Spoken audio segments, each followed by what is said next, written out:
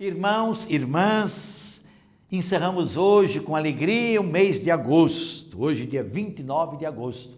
Rezem uma Ave Maria pelo bispo, que hoje completa mais um ano de vida, servindo a igreja com suas possibilidades, com seus limites, mas contando sempre com a graça de Deus e a oração dos seus fiéis. Hoje nós estamos mais uma vez, neste 22º domingo do tempo comum, com o evangelista Marcos, lá no capítulo 7, versículos 1 a 8, 14, 15, 21 a 23. Naquele tempo, alguns mestres da lei e fariseus vieram de Jerusalém e se reuniram em torno de Jesus. Eles viam que alguns dos seus discípulos comiam o pão com as mãos impuras, isto é, sem as terem lavado. Com efeito, os fariseus e todos os judeus só comem depois de lavar bem as mãos, seguindo a tradição recebida dos antigos. Ao voltar da praça, eles não comem sem tomar banho e seguem muitos outros costumes que receberam por tradição. A maneira certa de lavar copos, jarras e vasilhas de cobre. Os fariseus e os mestres da lei perguntaram então a Jesus: por que os teus discípulos não seguem a tradição dos antigos, mas comem o pão sem lavar as mãos? Jesus respondeu: bem profetizou Isaías a vosso respeito, hipócritas. Como está escrito: este povo me honra com os lábios, mas o seu coração está longe de mim. De nada adianta o culto que me prestam, pois as doutrinas que ensinam são preceitos humanos. Vós abandonais o mandamento de Deus para seguir a tradição dos homens. Em seguida, Jesus chamou a multidão para perto de si e disse: escutai todos e compreendei. O que torna impuro o homem não é o que entra nele vindo de fora, mas o que sai do seu interior. Pois é de dentro do coração humano que saem as más intenções, imoralidades, roubos, assassínios, adultérios, ambições desmedidas, maldades, fraudes, devassidão, inveja, calúnia, orgulho, falta de juízo. Todas essas coisas más saem de dentro e são elas que tornam impuro o homem. Palavra da salvação, glória a vós, Senhor.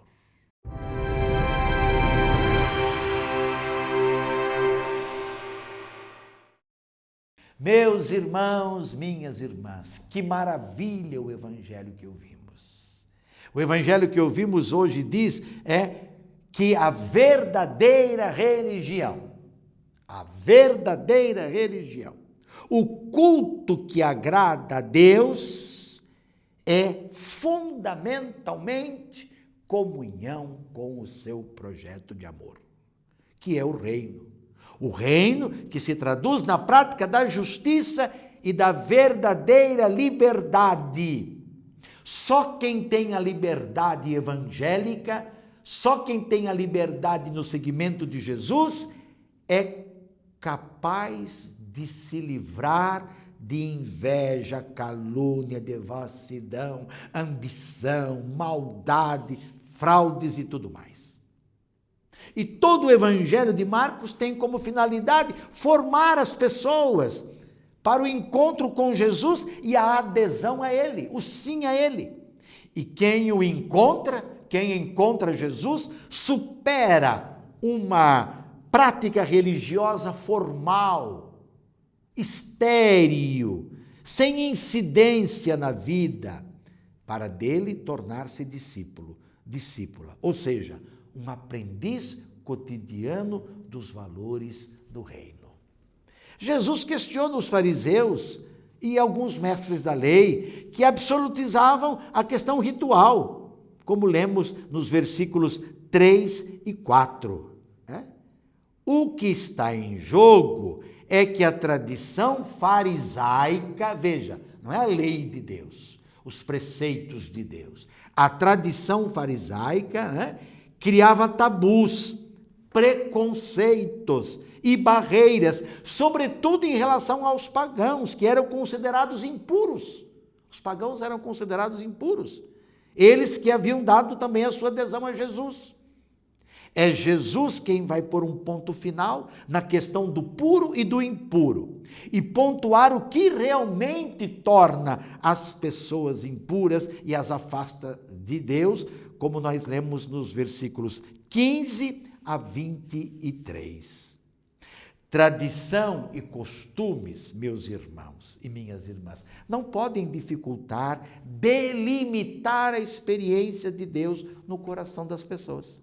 Tradição e costumes não podem anular a vontade de Deus. Tradição e costumes precisam de revisão, de refontização. Precisam dar passo, sim. Às vezes a gente para numa determinada coisa, num determinado conhecimento, numa determinada prática religiosa e quer que isso seja absoluto para todos os tempos. Jesus propõe uma nova moral para todos. Veja bem, uma nova moral para todos. A impureza, diz Jesus, é consequência das opções de vida das pessoas. E ela, a impureza, vem de dentro do coração, que para os semitas judeus é a sede das opções vitais e da consciência. E a partir daí, as pessoas podem tornar-se impuras. A partir das opções vitais, a partir da consciência. Hoje, somos chamados a refletir sobre quais as impurezas da nossa sociedade, as impurezas das nossas comunidades, as impurezas nas nossas instituições, que criam barreira entre as pessoas e as afastam umas das outras e do próprio Deus. E ainda, quais ritualismos impedem o cumprimento da vontade de Deus? Vamos pensar um pouco isso, vamos meditar sobre isso. O que impede que eu seja realmente livre diante de Deus, diante do mundo, diante de tantas propostas? O seguimento de Jesus, o discipulado, animado pela força do Espírito Santo.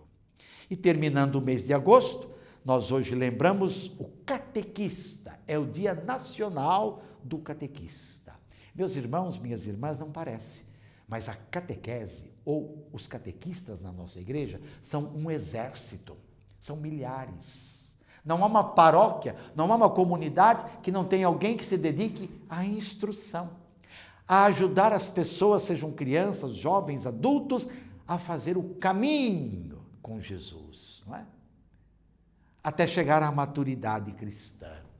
Quantos estão trabalhando para levar as pessoas, não é, a conhecer Jesus, a buscá-lo sempre mais, a viver vida de comunidade num processo de busca, de iniciação contínua, de experiência dia após dia dele, Jesus.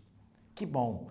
Obrigado, Senhor, pelos nossos catequistas, os catequistas da nossa diocese, que são tantos e são tão aplicados, para poder sempre realizar o melhor trabalho, porque se trata do anúncio do vosso reino de amor. Obrigado aos nossos catequistas. E sobre todos, dessa bênção de Deus Todo-Poderoso, Pai, Filho, Espírito Santo, permaneça para sempre. Amém.